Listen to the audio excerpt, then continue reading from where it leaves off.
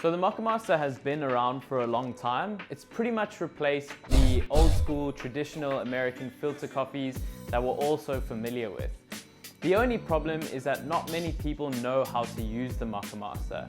So in this tutorial, I'm going to teach you how to make delicious filter coffee using the Moccamaster.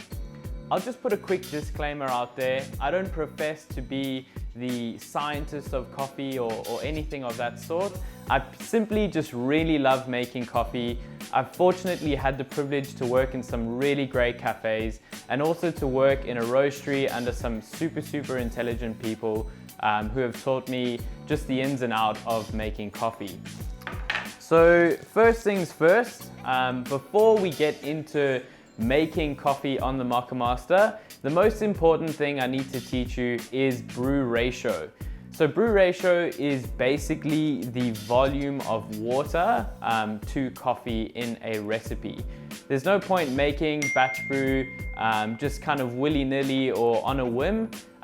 The way you make tasty and delicious batch brew is if you stick to a pretty concise recipe.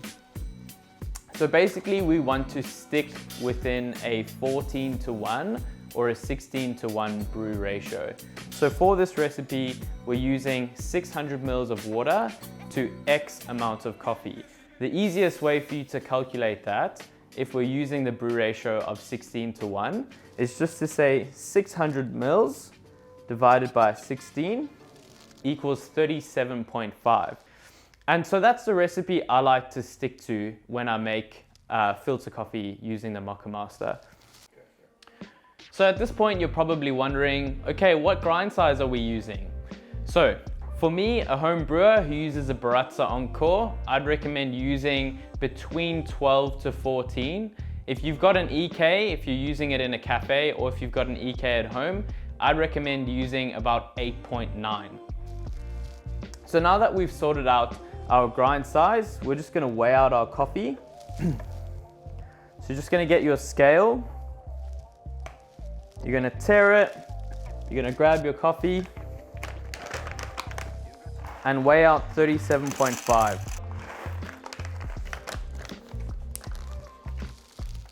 So now that we've gotten that sorted, we wanna get our coffee ground. Once you've got your coffee ground, you can just set it aside. And now we're going to fold our filter paper. Now there's kind of a trick to this. Not many people do it this way, or not many people I've spoken to do it this way. So you're gonna wanna fold it from the bottom, just this little bottom piece like that. And then just fold it again, just like that. And then fold it from the side. Might be struggling just a little bit, just like that as well. And then you're gonna wanna open it, just like that. So that's usually how I fold my filter papers. Many people have different methods, but I've found that that's just the easiest. So then you're gonna wanna put it into this little thing over here. Make sure that this latch is turned down. Just for the purpose of this recipe, we wanna keep that latch turned down. You can put it back in over there. And now you can go on to brewing your coffee. No, you can't. We wanna pre-wet our filter paper just so that we don't have weird tastes in our coffee. Oftentimes when you don't pre-wet a filter paper, you get this weird like filter papery mix in your coffee and it can make you think that the coffee tastes bad. So yeah, let's move on to pre-wetting. So because we've pulled the latch down on this, we can simply just take the kettle and just pre-wet it like that. Again, I don't claim for this to be the best way to do it. I just prefer doing it this way. So over here, you kind of want to try and, well, I try to make sure that the filter paper is flat as possible. And then once you've finished that, you can just pour the remaining water straight back into the kettle. Flick the latch back down again. So now that we've gotten that sorted, we can grab our coffee and then just pour it in. Now, we want to make sure that the bed of the coffee is quite flat. Give it a little shake so that we make sure that the bed of the coffee is as flat as possible. So once you've done that, just put it straight back into that little batch brew over there. I've already poured water into my Moccamaster But because I've said to you use 600 mils, you can just pour 600 mils of water into your Moccamaster. So you might be wondering why I don't put this back on, and that's because when I start, I like to give my coffee just a little bit of a stir. Depending on how fresh it is, this is often used to help degas the coffee. If the coffee is a little bit more stale, if you've had it for 3 to 4 weeks, you might not find that you have to do this. I personally do it every time, and I personally find that coffee tastes pretty good. So using whatever spoon you might have, this is actually just a little tool that I grabbed from my AeroPress. You can use whatever, just make sure you have something that can stir the coffee bed. So once we've grabbed that, we can go ahead and just turn on the Moccamaster. So keeping in mind, this is very, very important. Make sure this latch is down. Again, what's also very important is to time. So as soon as this water drops, I'm gonna start the timer. All right, so we're not gonna stir just yet. We'll probably start stirring when all of the coffee grounds are saturated.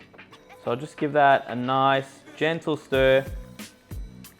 So what I like to do is roughly about at the 1 minute 30 mark. It could be potentially earlier or later for you. That's when I like to pull the latch up again. So we've just hit 1 minute 20. What I like to do here is just give that a nice stir again. Just a gentle stir. And now we pull the latch up. So from here, your job's really done. The last thing you have to do is just before it's finished, I like to swirl it a little bit just to ensure that the coffee bed remains flat as well. So right about this point, I've hit about the 3 minute 50 mark on my timer. This is where I'll give the coffee just a little bit of a swirl, and I'll put the latch back on. So that's it.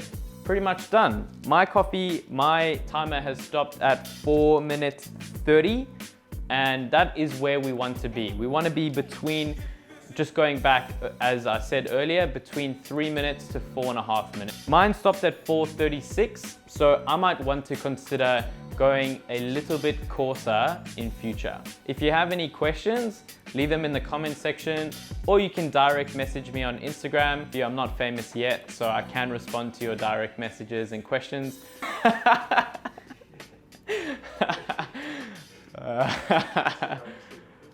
Yeah, so thank you guys for watching this video. I hope it's helped you. I hope you understand a little bit more of how to make coffee using the Moccamaster.